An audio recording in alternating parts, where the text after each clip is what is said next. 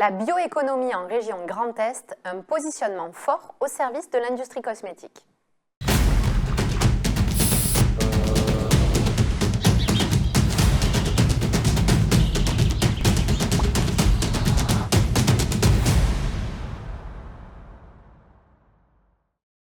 Bonjour à tous. L'industrie cosmétique française, véritable fleuron national, peut désormais s'appuyer sur la région Grand Est. Sixième région en nombre d'habitants et seconde région agricole, elle concentre des acteurs majeurs couvrant l'ensemble de la chaîne de valeur. Le territoire rassemble 324 entreprises cosmétiques générant 1,5 milliard d'euros de chiffre d'affaires par an et 8000 emplois. Depuis 2023, dans le cadre du Grand Est Business Act 2, la région s'est engagée pour le développement durable des biotechnologies industrielles et de la chimie du végétal. L'objectif, faire du Grand Est un leader des ingrédients biosourcés produits à partir de la biomasse végétale et destinés à être formulés dans des secteurs industriels comme celui de la cosmétique.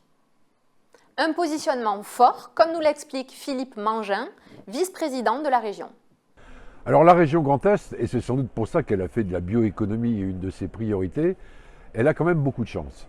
Pourquoi ? Parce qu'elle a de la biomasse en quantité importante, agricole et sylvicole, puisque nous avons le deuxième massif forestier de France. Donc de la biomasse, des industriels présents sur le territoire. Aujourd'hui, nous comptons 8 bioraffineries en région Grand Est. Qu'est-ce qu'on appelle bioraffinerie ? Ce sont souvent des acteurs industriels qui se rejoignent sur une même plateforme pour faire jouer toute leur complémentarité. Les coproduits des uns deviennent les sous-produits des autres et inversement. Troisième chance que possède la région Grand Est, une mobilisation du monde académique qui n'a pas d'équivalent ailleurs sur le territoire. D'ailleurs, je précise que l'Union européenne, la Commission notamment, dans toute sa réflexion sur la bioéconomie, cite la région Grand Est comme une des régions de référence en matière de bioéconomie. Cet engagement s'affirme avec l'adoption d'un contrat de filière dont le but est de faire émerger des procédés de transformation de la biomasse innovants, rentables et respectueux de l'environnement. L'objectif est de doubler la production d'ingrédients biosourcés d'ici à 2030, tout en réduisant de moitié l'empreinte environnementale de cette production. C'est une démarche de concertation et surtout de co-construction avec l'ensemble des acteurs. Sur la thématique qui nous réunit aujourd'hui, les biotechnologies industrielles et la chimie du végétal, nous avons 40 acteurs autour de la table qui, pendant plusieurs mois, ont travaillé pour construire une feuille de route, un plan d'action. On a 13 propositions dans ce contrat de filière. Et puis, comme son nom l'indique, le mot contrat est en lui-même engageant pour toutes les parties. Et il l'est pour la région, puisque nous apportons une contribution de 7 millions d'euros par an pendant 5 ans. C'est une démarche qui permet de faire filière. Cosmed s'est naturellement engagé dans cette démarche en signant le 29 août, à l'occasion de la foire de Châlons, le contrat de filière pour le développement durable des biotechnologies industrielles et de la chimie du végétal. Avec cette signature, Cosmed met à disposition son expertise réglementaire, son réseau d'entreprises et sa capacité à initier des collaborations stratégiques, notamment autour des enjeux de naturalité en lien avec d'autres territoires. Le groupe Givaudan est également signataire. Pourquoi ce choix et quel engagement l'entreprise prend-elle aujourd'hui ? Alex Iranou nous en dit plus. Alors, Givaudan est engagé au sein de la région depuis des années, donc c'est une continuité tout d'abord.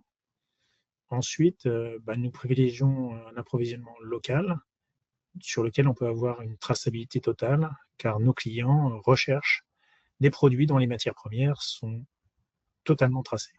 Givaudan a depuis de nombreuses années engagé des contrats commerciaux en fourniture de matières premières telles que le glucose, telles que le saccharose, tels que l'alcool que nous utilisons pour la fabrication de nos produits par biotechnologie, pour nourrir nos micro-organismes et purifier les molécules. La région Grand Est aussi cherche à favoriser les industries de notre type, c'est-à-dire des industries qui utilisent des matières premières biosourcées agricoles pour fabriquer des matières premières pour l'industrie cosmétique permettant d'avoir des emplois qualifiés et des produits de haute valeur ajoutée. Pour atteindre les objectifs du contrat de filière, les entreprises cosmétiques peuvent compter sur l'accompagnement de pôles de compétitivité, comme nous l'explique Audrey Magnin de Bioeconomy for Change. Cosmétique est un des 2 marchés qui semble prioritaire pour le territoire, pour 2 raisons. Déjà parce que le territoire a beaucoup d'acteurs, enfin un certain nombre d'acteurs de la cosmétique, et aussi parce qu'il y a beaucoup de projets d'innovation sur les molécules actives, sur des ingrédients biosourcés plutôt fonctionnels, et puis également sur la formulation de produits cosmétiques. On voit que en plus des acteurs qui sont déjà sur le territoire, il y a énormément de collaboration académique entre des acteurs, des chercheurs en Grand Est et puis des structures qui n'ont pas forcément aujourd'hui de représentation sur le territoire.